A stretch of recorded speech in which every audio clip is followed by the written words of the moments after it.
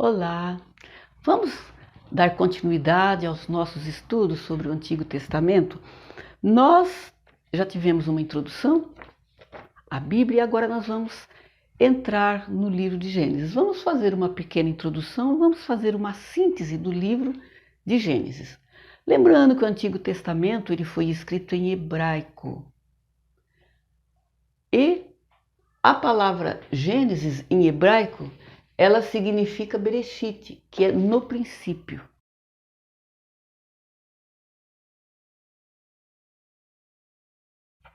E no grego, origem, que significa o começo. A Bíblia ela foi escrita em hebraico, mas ela foi feita uma tradução, houve uma tradução da Bíblia hebraica para o grego. E essa tradução acontece no período interbíblico, aquele período que nós comentamos no final da última aula. Nessa época, então, acontece essa tradução do hebraico para o grego da Bíblia. E a autoria do livro de Gênesis, ela é atribuída a Moisés. Aliás, os 5 primeiros livros, que são os livros da lei, de Gênesis a Deuteronômio, é a autoria de Moisés. O livro de Gênesis, a tradição judaica diz que foi Moisés quem escreveu. Também lá em João, no capítulo 7, no verso 19, Jesus fala assim: não vos deu Moisés a lei? A data e o local foi escrito em 1440 a 1400 a.C. Nós podemos observar aqui um período de 40 anos, que são os 40 anos no deserto de Moisés, conduzindo o povo. Durante esse período, ele escreve então o livro de Gênesis.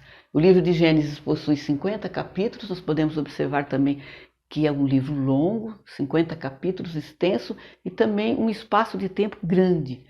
Tanto que dentro do livro de Gênesis nós temos o período da criação, nós temos a era patriarcal e temos ainda o Israel, ou o povo judeu no Egito.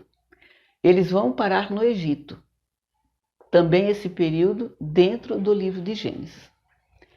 A época da criação, nós já fizemos um comentário na aula anterior sobre os períodos do Antigo Testamento.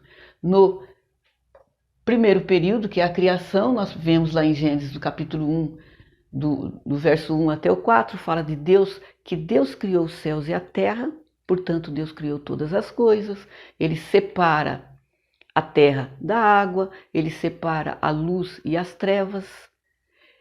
Enfim, Deus criou todo o universo. E quando ele termina que isso tudo está pronto, preparou o jardim do Éden, ele cria o homem. No capítulo 2, no verso 7, diz que Deus cria o homem do pó da terra e sopra em seus narizes o fôlego da vida, fazendo o homem uma alma vivente. Portanto, Deus, após terminar a sua criação, ele cria o homem.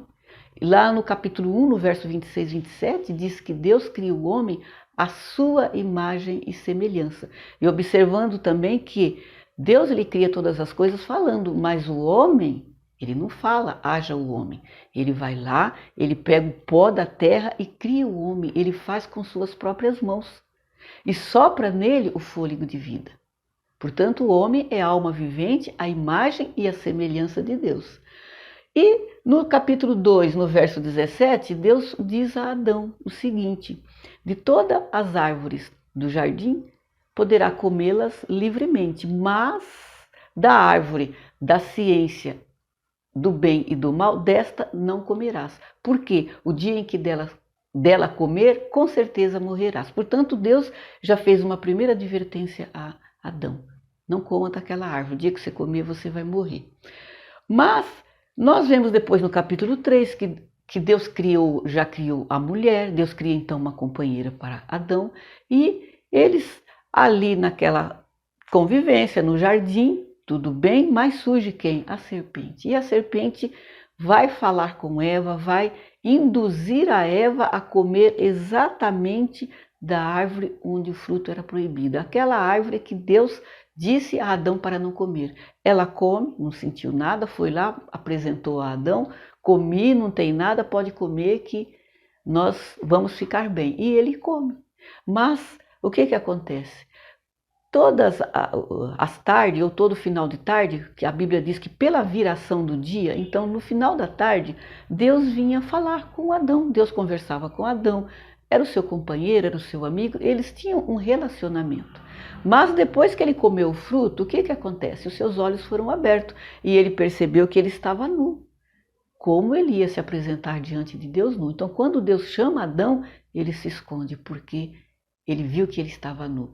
E a partir daí nós podemos observar então que Deus expulsa ele do paraíso, diz a Eva que com dor ou dores você terá seus filhos, e fala também com a serpente. Eu coloquei aqui Gênesis 3,15, onde diz o seguinte: e porém inimizade entre ti e a mulher, e entre a tua semente e a sua semente, esta te ferirá a cabeça, e tu lhe ferirás o calcanhar.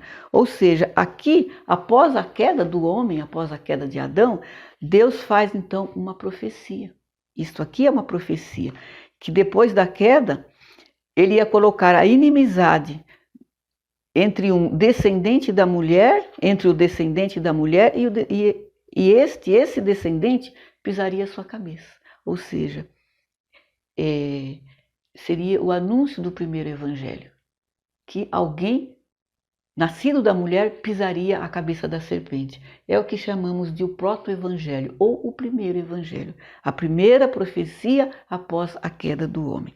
E nós podemos ainda observar que após a queda do homem, a degeneração foi assim impressionante, tanto que os próprios filhos de Adão já mostram isso no capítulo 4, Caim mata Abel, quando Deus fala com ele ainda é mal educado, e diz a Deus: como que eu vou saber do meu irmão? Sou eu lá o guardador do meu irmão?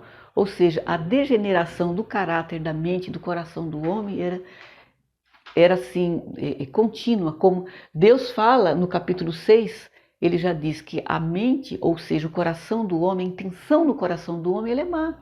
A maldade do homem não tinha limite, era crescente, a tal ponto que Deus se arrependeu de haver criado o homem e falou: vou destruir o homem da face da terra. Aí entra então Noé, que acontece que Deus vê Noé, a palavra do Senhor diz que Noé era um homem que ele andava com Deus. Portanto, ele achou graça aos olhos do Senhor. Ele e sua família então são salvos, ele constrói a arca, eles são salvos e vão repovoar a terra. Os Sem, Cã e Jafé, os filhos de Noé, que são os semitas, camitas e os jafetitas. Deles geram, então, uma nova povoação, vão repovoar a terra. Mas esses descendentes também têm a sua mente pervertida, a soberba, a arrogância, enfim. É um povo que também tinha a corrupção do pecado. Portanto, o que eles fazem? Uma torre. Edificam uma cidade, fazem uma torre e dizem: vamos fazer uma torre bem alta para que ninguém nos espalhe daqui. No capítulo 11 de Gênesis, no verso 1, lá diz que eles falavam a mesma língua, todos se entendiam. Portanto, Deus diz: desçamos e vamos confundir as línguas, porque Deus viu que aquilo ali não ia acabar bem. Portanto, Deus então corta o mal pela raiz, podemos dizer assim. Ele confunde as línguas. Por isso, Babel, confusão de línguas. Portanto, a partir dali, o povo foi embora, cada um para o seu lado, porque não se entendiam, não tinham mais o que fazerem juntos. Portanto, assim encerra essa parte da criação na Bíblia, ali na Torre de Babel. Já o capítulo seguinte é a era patriarcal. Já é um momento diferente, um momento em que Deus chama Abraão. Abraão já estava com 75 anos de idade, já estava casado, ele não tinha filhos com Sara, mas Deus o chamou e ele obedece. Abraão obedece o chamado de Deus, pega tudo que lhe pertence e vai em busca da terra que Deus lhe prometera. Então, esta era chamada de Era dos Patriarcas, Abraão, Isaque e Jacó, que são os 3 principais patriarcas. Este é o período. Então, esse período traz a história desses 3 patriarcas. E patriarca era aquele que era o chefe da família, ele tinha a função sacerdotal. também. Administrava toda a família. As famílias naquela época eram famílias muito grandes, muitos animais, plantações, tinha os servos e tinha também as escravas ou as servas, que era escrava da sua senhora, como no caso de Sara com Agar. E quando Deus diz a Abraão que faria dele uma grande nação, Deus aqui no capítulo 17, no verso 7, Deus fala com ele, que faria com ele uma espécie de uma aliança, um acordo que de ser o seu Deus, eu vou ser o seu Deus e da sua descendência, uma aliança perpétua. Portanto, ainda não tinha Abraão os filhos e Sara então diz a ele, tenha filhos com a minha serva. Naquela época, a cultura da época era de que os filhos das servas, elas eram de propriedade da sua senhora. Então, Abraão acaba obedecendo, aceita o conselho de Sara e tem um filho com Agar, que é Ismael.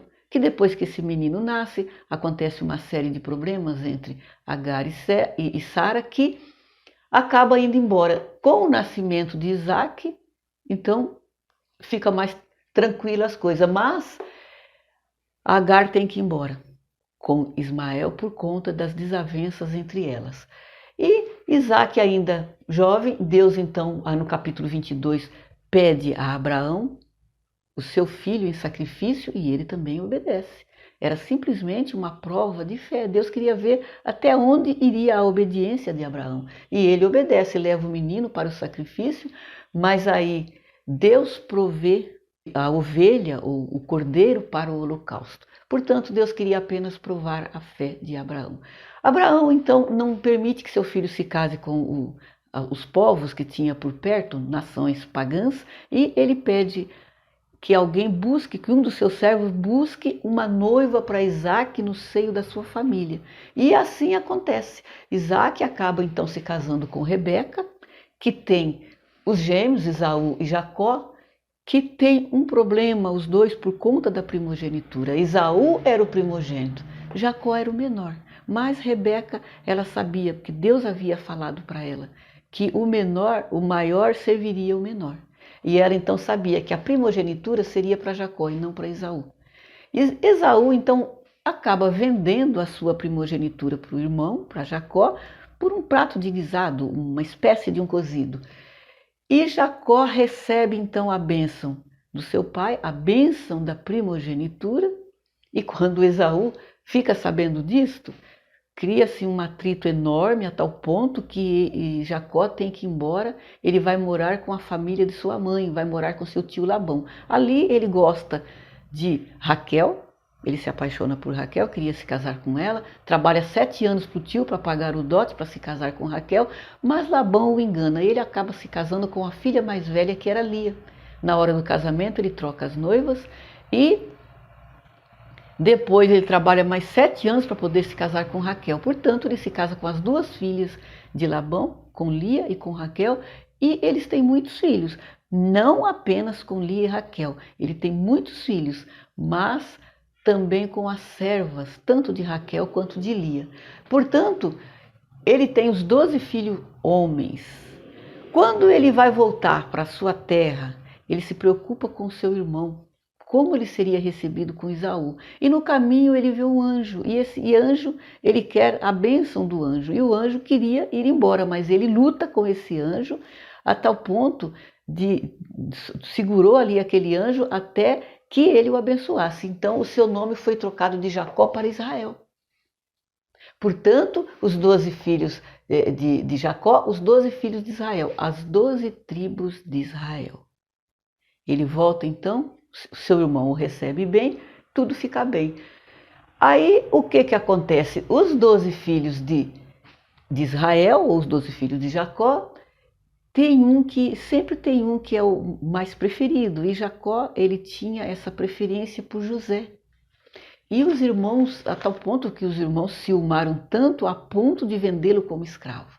E José então vai parar no Egito como escravo.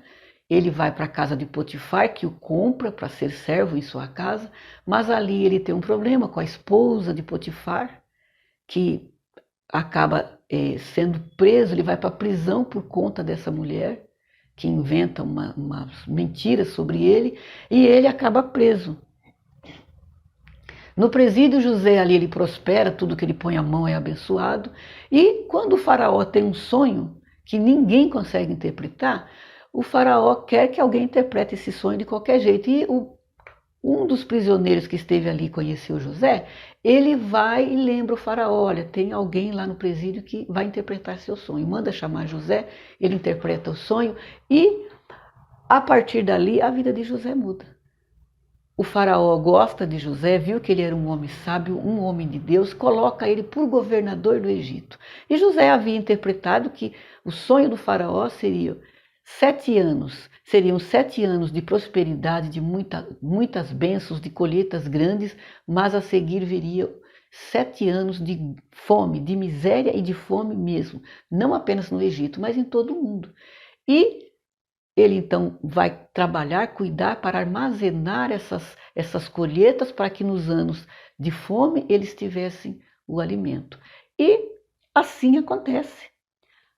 Quando a fome chega no mundo, os povos vão lá comprar, as nações vão lá no Egito comprar alimentos. E os irmãos de José vão.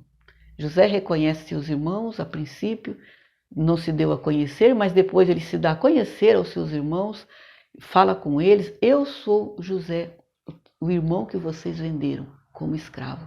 Os irmãos ficam apavorados, com medo de uma represália por conta de um homem importante, agora o governador do Egito, mas é uma coisa assim que é interessante. No capítulo 45, no verso 5, José diz aos seus irmãos assim, Deus me enviou diante da vossa face, ou seja, Deus me enviou adiante de vocês para preparar o caminho, ou para preparar para esse momento difícil do mundo. É uma coisa assim interessante no caráter de José. Deus me enviou à frente, não foi vocês que me venderam por escravo. Então, é interessante essa parte do caráter do coração de José. Aí Faraó sabe que a família de José estava ali, então permite que ele traga toda a sua família. E assim Jacó, com os seus 12 filhos, vão parar no Egito. Ele vai para o Egito, leva tudo que lhe pertence, seus servos, seus animais, e ficam ali por um tempo, trabalham, eles prosperam, tudo estava bem, mas Jacó adoece. Jacó morre, eles vão enterrar o pai, e já no final aqui, perto já do capítulo 50, então José está consolando seus irmãos por conta da perda do pai, mas José também acaba morrendo. Morre José no capítulo 50, onde encerra o livro de Gênesis. Então, assim, encerra o livro de Gênesis, com o Israel bem no Egito, próspero, um número muito grande de pessoas, morre José, encerra o livro dessa maneira. Mas nós podemos observar que no livro seguinte continua a história das tribos de Israel no Egito. O que vai acontecer com eles? Como que vai ser com a morte de José? Depois morre o faraó, o que acontece com ele? Isso é o que nós vamos ver na próxima aula, após o capítulo 50. O que aconteceu com esse povo sem José? Eu coloquei aqui, então, qual a importância do livro de Gênesis, ou qual o objetivo? O que nós podemos entender sobre isso? Nós podemos, olhando lá para o início, nós podemos observar que a obra de Deus ela era boa. Deus criou todas as coisas, falou, como diz lá no início, ele criou a luz e ele viu que era bom. Ele viu que a luz era boa, portanto ele separou a luz e as trevas, criando dessa maneira o dia e a noite. Portanto, tudo que Deus fez era bom. Ele criou o homem. Ele não falou apenas haja, ele fez com as suas mãos. Era um trabalho de suas próprias mãos. E lá no capítulo 1, ainda no verso 26 e 27, diz que Deus cria o homem à sua imagem e semelhança. Então o homem é a semelhança de Deus, que Deus criou com suas próprias mãos, soprou nele o fôlego de vida, é uma alma vivente. Desta forma que Deus criou o homem estava perfeito. Construiu o jardim do Éden para que ele habitasse nele. Mas a entrada do pecado nós vimos que corrompeu o caráter do homem. E a maldade no homem era só crescente crescente e crescente, a tal ponto de Deus se arrepender de haver criado o homem. Portanto, o pecado trouxe esta consequência. Mas nós podemos observar que o nosso Deus é misericordioso e maravilhoso a tal ponto que ele projeta o quê? Recuperar a sua criação. Deus não quer, ele nunca quis perder a sua criação. A sua obra de arte, a sua obra-prima, que era o homem com quem ele poderia ter esse relacionamento, de falar com ele todos os dias. As outras coisas ele criou, mas ele não deu vida, o fôlego de vida, ele deu ao homem. Portanto, ele quer o quê? Recuperar a criação. E ele começa essa recuperação aqui com Abraão. Abraão ele foi escolhido para quê? Para que dele gerasse a nação santa. Dele gerasse essa nação, e então Abraão e a sua descendência é esta nação, a nação santa. Portanto, o objetivo de Gênesis, no livro de Gênesis, é simplesmente esse. Deus, o plano de Deus para voltar a ter esse relacionamento com a sua criação, a sua obra-prima, como eu costumo dizer, que é o ser humano, feito pelas mãos de Deus, a imagem e a semelhança de Deus. O que Deus quer, na realidade, é isso, voltar a ter esse relacionamento com a sua criação. E nós vamos continuar, então, no livro de Êxodo, vendo a forma de Deus trabalhar para ter este relacionamento, para ter esta convivência com a sua criação, que é o homem. Eu espero que você tenha gostado desta síntese do livro de Gênesis. Eu agradeço a sua atenção. Se você gostou, deixa lá o seu joinha e compartilhe com os seus grupos, com os seus amigos. Obrigada, Deus abençoe.